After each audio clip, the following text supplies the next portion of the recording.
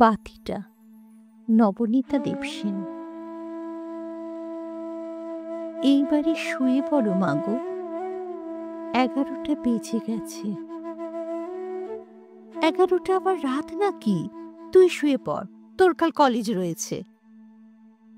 মা বসে আছেন তার ইজি চেয়ারে, সরু নাকে মোটা চশমা, ফর্সা আঙুলে আতশ কাচটা ধরা, কোলের ওপরে বিছানো স্টেটসম্যান।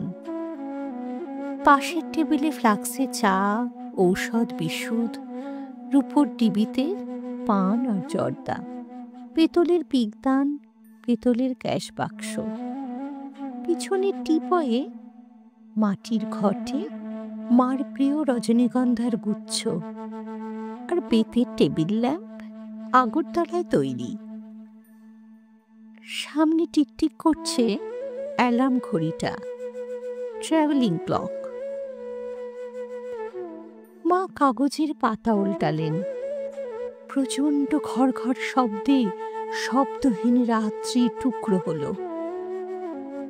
বই বন্ধ করে আমি উঠে আসি। ঘরে পা দিতেই এক গলা রজনীগন্ধার গন্ধের গভীরে ডুবে যাই। চেয়ারে বসে ঠুলছে নার্স মেয়েটি। মাগো, শুয়ে পড়ো এইবারে, রাত 1:30 বাজে। রাত 1:30? ধমকে ওঠেন। এখনো শুসনি তুই? সকালে কলেজ। বকুনি খেয়েও বলি, নির্লজ্জ বেহায়া, শরীর যে খারাপ হবে, এভাবে জেগো না। শরীর? একগা গয়নার মতো ঝলমলিয়ে হেসে ফেলেন মা। আর কত খারাপ হবে রে শরীর? আর হবেই বা কি শরীর দিয়ে?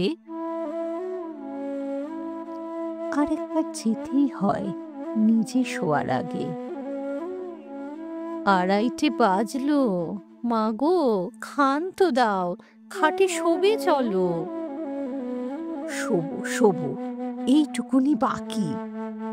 পড়া তো সহজ নেই ছানির দৌলতে। সামান্য অপ্রস্তুত হেসে ডুবে যান ছাপার হরফে। টেবিল ল্যাম্পের আলো আতশ কাচের উদ্ভাসিত মনোযোগে অ্যালার্ম ঘড়ির টিকটিক মুছে যায়। ফিরে আস্তে আস্তে শুনি নার্স মেয়েকে বলছেন, না না বাছা, নিভিয়ে দিও না আলো, বাতিটা জ্বলুক অমনি, আরো 1 পৃষ্ঠা বাকি আছে। আরো 1 পৃষ্ঠা বাকি, আরো 1 প্যারাগ্রাফ, আরো একটা বাক্য বাকি। আরো একটি শব্দ দাও নার্স মেয়ে, আরো একটি দিন।